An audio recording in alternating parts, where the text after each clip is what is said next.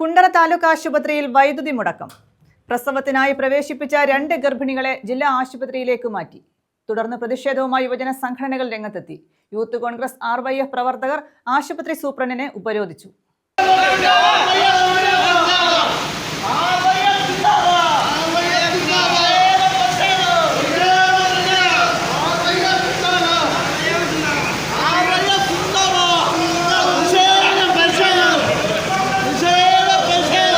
കാറ്റിലും മഴയിലും മരങ്ങൾ വീണ് മണിക്കൂറുകളോളം വൈദ്യുതി തടസ്സപ്പെട്ടതോടെയാണ് കുണ്ടറ താലൂക്ക് ആശുപത്രിയിൽ പ്രസവത്തിനായി പ്രവേശിപ്പിച്ച 2 ഗർഭിണികളെ ജില്ലാ ആശുപത്രിയിലേക്ക് മാറ്റിയത്.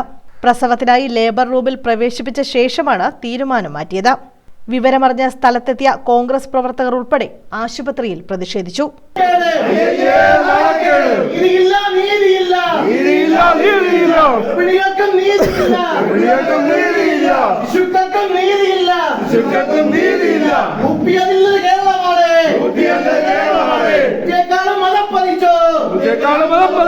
പ്രസവത്തിനുള്ള തയ്യാറെടുപ്പിനിടെ ഗർഭിണികളെ ജില്ലാ ആശുപത്രിയിലേക്ക് കൊണ്ടുപോകാനെടുത്ത തീരുമാനം ബന്ധുക്കളെ പരിഭ്രാന്തരാക്കി. ആശുപത്രി അധികൃതർ ബന്ധുക്കളെ വിവരങ്ങൾ ബോധ്യപ്പെടുത്തി. ഇതേസമയം പ്രതിഷേധവുമായി യുവജന സംഘടനകളും രംഗത്തെത്തുകയായിരുന്നു. യൂത്ത് കോൺഗ്രസ് RYF പ്രവർത്തകർ ആശുപത്രി സൂപ്രണ്ടിനെ ഉപരോധിച്ചു.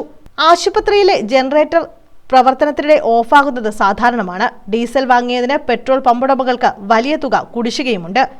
പമ്പുടമ ആശുപത്രിക്ക് ഡീസൽ കടമായി നൽകാൻ വിസമ്മതിച്ചിരുന്നു. ലൈനുകൾക്ക് മുകളിൽ മരങ്ങൾ വീണ് നിലച്ച വൈദ്യുതി ബന്ധം പുനഃസ്ഥാപിക്കാൻ കാലതാമസം നേരിടുന്നതും പമ്പിന്റെ തകരാറും ഡീസൽ ലഭിക്കാത്തതുമാണ് രോഗികളെ മാറ്റാൻ പ്രേരണയായത്.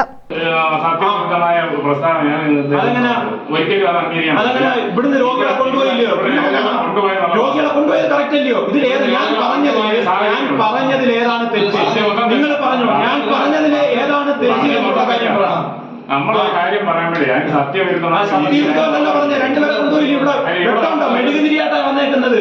മെഴുകുതിരി കത്തിക്കാൻ വേണ്ടി വന്നേക്കും. ഇവിടെ മെഴുകുതിരി കത്തിക്കേണ്ട സാഹചര്യം ഈ ഹോസ്പിറ്റലിലെ താലൂക്ക് ഹോസ്പിറ്റലിലെ കോടിക്കണക്കിന് രൂപ ചെലവാക്കി വെച്ചേക്കുന്നത് താലൂക്ക് ഹോസ്പിറ്റലിലെ സാധാരണക്കാരന് ഇവിടെ ജീവൻ രക്ഷ കണക്കിലെടുത്താണ് ഇരുവരെയും ജില്ലാ ആശുപത്രിയിലേക്ക് കൊണ്ടുപോയതെന്ന് ആശുപത്രി അധികൃതർ അറിയിച്ചു.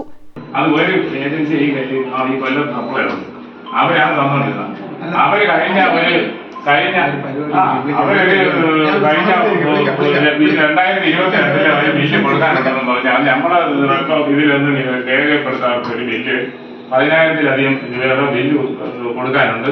അത് അടച്ചാലേ ഇനി തരുള്ളൂ.